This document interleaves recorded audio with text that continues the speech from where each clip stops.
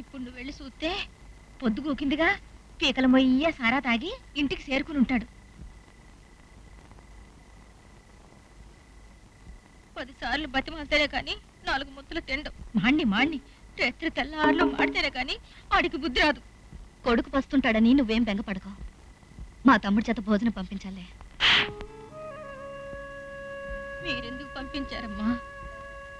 కన్న తల్లి మీద చేయి చేసుకున్నందుకు వాడికి దేవుడేసిన శిక్ష అని ఒక పూట బలమలం మాడితే బాగా బుద్ధి వచ్చిన అమ్మ 5-6 దేవుడు నన్ను తీసుకుపోకుండా ఉన్నాడు.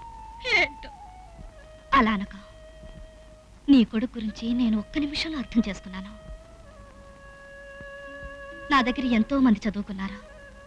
కొంతమంది చూడ్డానికి మంచిగా బుద్ధిగా కనిపిస్తారు, కానీ మనసంతా కుళ్ళే. కొంతమంది చూడ్డానికి మొరటుగా కనిపిస్తారు, కానీ వాళ్ళ మనసు మాత్రం మంచిదే ఉంటుంది. నీ కొడుకు చాలా మొరటువాడు, ఎంతో మంది మీద చేయి చేసుకున్నాడు. అలాంటిది నేను చెంపదెబ్బ కొట్టినా ఎందుకు నా మీద తిరగబడకుండా మాన్లా నిలబడిపోయాడు? అంటే అతని మనసులో ఏమోలో మంచితనం, మానవత్వం ఉన్నాయన్నమాట.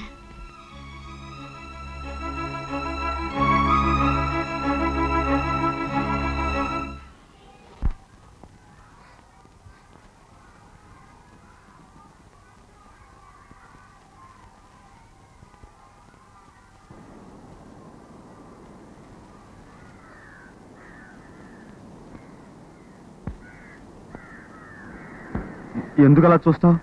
ఏదో జంతువుని చూసినట్టు. నేనే నీ కొడుకుని. అయినా నాలాంటి దుర్మార్గుని ఎందుకు కన్నావు? పైగా పులిరాజు అని పేరెందుకు పెట్టావు? ఏదో ఒళ్ళు తెలియని ఆవేశంలో కొట్టాను, తప్పే. అందుకని నువ్వు అలా రావటం నాకేం బాగలేదంతే.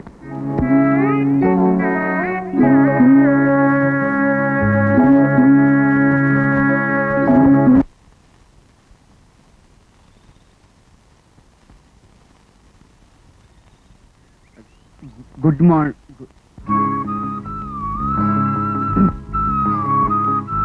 Good morning. నమస్తే టీచర్.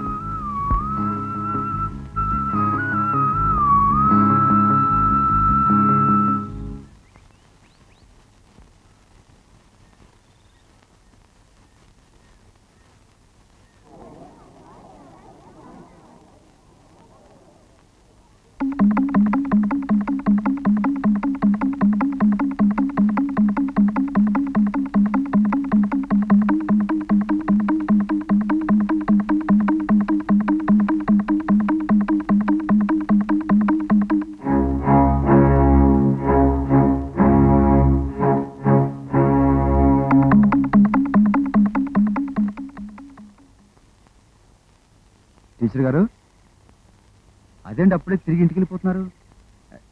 ఏదైనా మర్చిపోయారా? లేక ఈరోజు స్కూల్కి సెలవా?